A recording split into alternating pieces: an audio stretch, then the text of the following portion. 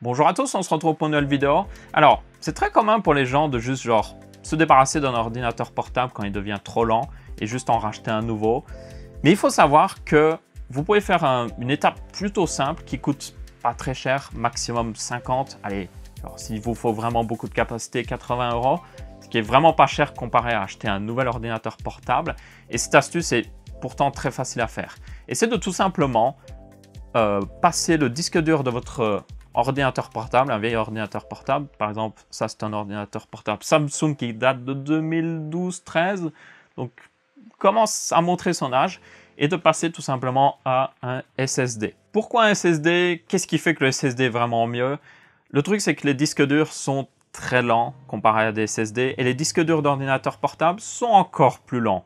Ils sont lents d'un point de vue vitesse, ils sont lents d'un point de vue temps d'accès, ils sont juste genre assez mauvais. Et en plus, c'est souvent une pièce qui casse en premier dans les ordinateurs portables parce que les gens, quand vous avez un ordinateur portable, vous bougez avec. Et quand vous bougez avec l'ordinateur portable, le disque dur bouge aussi, et c'est une pièce mécanique, c'est-à-dire qu'elle bouge, et que si elle bouge mal parce que vous avez bougé vous aussi, elle peut se casser.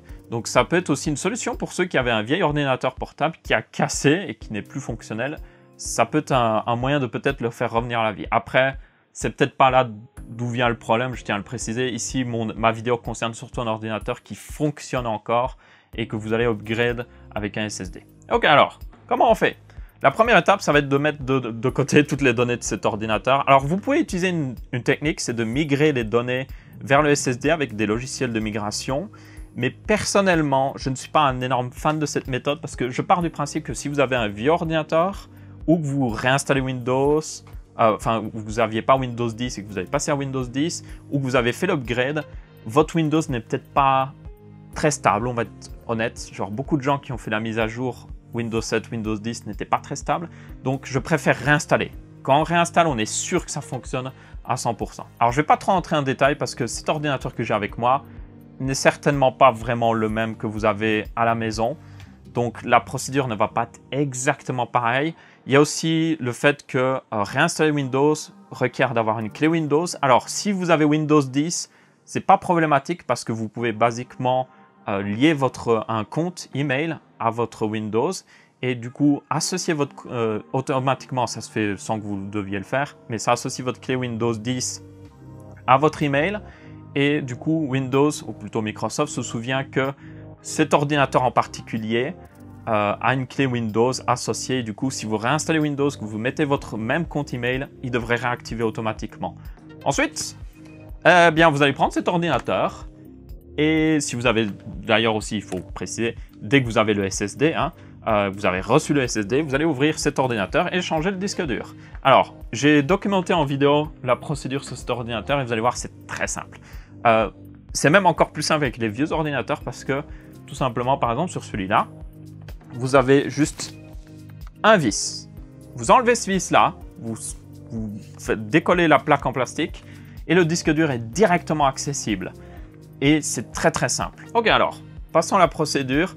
Alors, évidemment, vous n'avez pas le même ordinateur que moi, comme j'ai dit.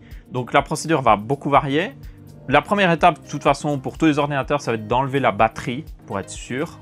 Comme ça, il n'y a pas d'incident ou autre chose. Évidemment, vous le débranchez du secteur aussi et vous l'avez éteint parce que sinon, ce sera un peu problématique. Et ensuite, il va falloir regarder comment accéder au disque dur. Alors, dans mon cas, c'est plutôt simple. C'est même écrit dessus que si j'enlève, que ce vis-là permet d'accéder au disque dur et aussi à la mémoire. Donc ça, c'est plutôt simple. Beaucoup d'ordinateurs, en réalité, sont assez simples dans ce niveau-là. Je peux vous dire que j'ai ouvert pas mal d'ordinateurs portables et que la plupart indiquent assez facilement comment faire. Toutefois, tous ne sont pas égaux. Donc, une autre solution, c'est tout simplement chercher sur Google quelqu'un qui a exactement le même ordinateur portable que vous et regarder comment il accède au disque dur. Il y a des gens qui ont fait beaucoup de vidéos ou même juste un post quelque part sur un forum pour vous dire. Vous pouvez trouver l'étiquette aussi sur l'étiquette de votre ordinateur, bien souvent le nom, le modèle précis de votre ordinateur. Donc, par exemple, dans mon cas, ce serait un NP350 V5C- oui, c'est compliqué. S06 TFR, je crois. Alors, vous n'avez pas besoin de tout le nom en général, juste le nom global. Par exemple, si vous avez un ordinateur Asus G502, vous voyez, ça suffit, ça, par exemple. Vous n'avez pas besoin de Asus G502 FR026 parce que bien souvent les derniers chiffres, c'est pour un modèle encore plus spécifique. Donc juste recherchez, vraiment Google est votre ami. Je ne peux pas faire un tuto qui implique tous les ordinateurs portables du monde. Cherchez, si quelqu'un a déjà accédé au disque dur de son ordi, il y en a forcément une personne. Peut-être chercher en anglais aussi, vous aurez peut-être un peu plus facile. Et normalement, vous devriez trouver une vidéo pour comment accéder au disque dur. Une fois que c'est fait, et j'espère que pour vous c'est plutôt simple, parce que dans la plupart des cas ça devrait être le cas, mais dans certains ordinateurs il faut vraiment, c'est extrêmement compliqué, donc j'espère pour vous que c'est pas très compliqué.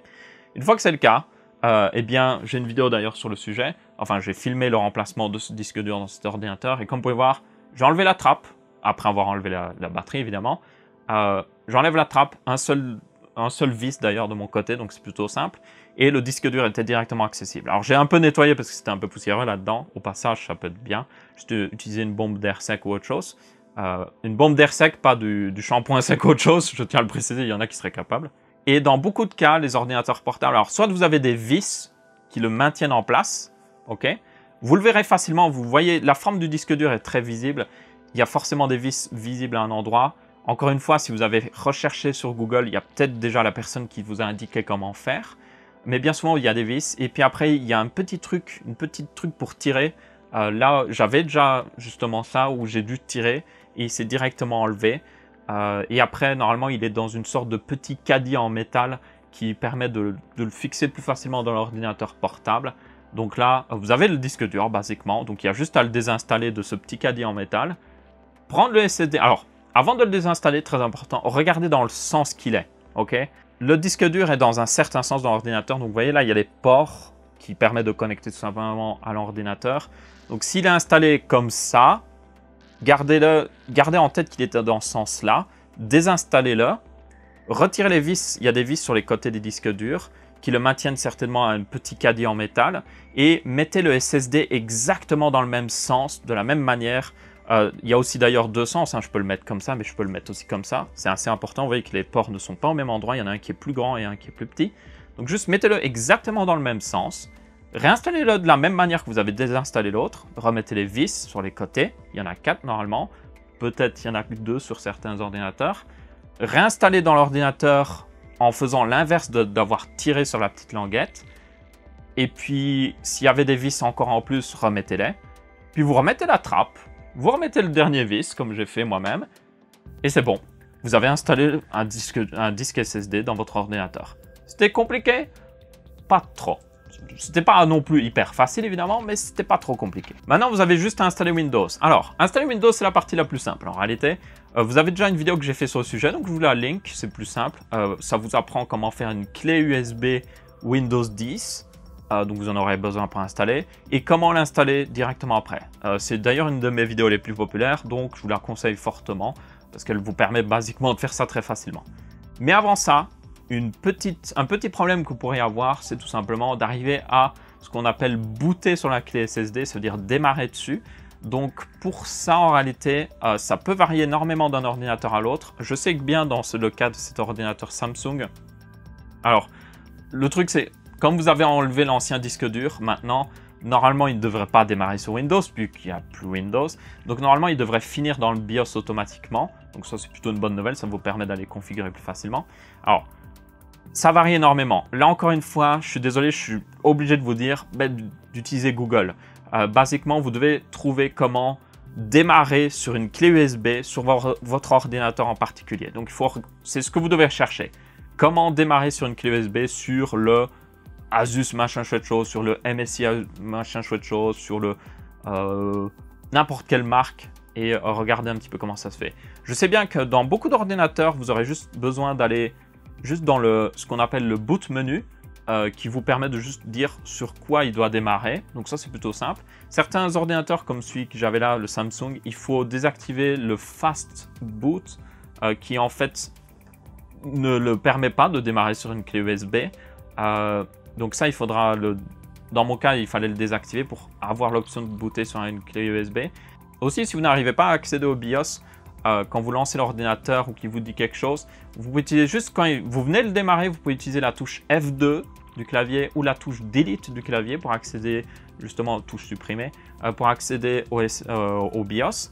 Vous avez aussi la touche F10 dans beaucoup de cas, pas toujours dans tous les cas, mais dans beaucoup de cas, permet d'accéder directement même au boot menu, donc au menu de démarrage qui vous permet de dire « Hey, j'aimerais démarrer sur la clé USB ». Évidemment, la clé USB doit être branchée dans l'ordinateur hein, quand vous faites tout ça, pour être sûr de bien la voir dans le BIOS pour la choisir. Donc, encore une fois, je suis désolé, c'est l'étape où il y a tellement d'ordinateurs portables, de BIOS différents que je ne peux pas donner une solution genre simple et efficace.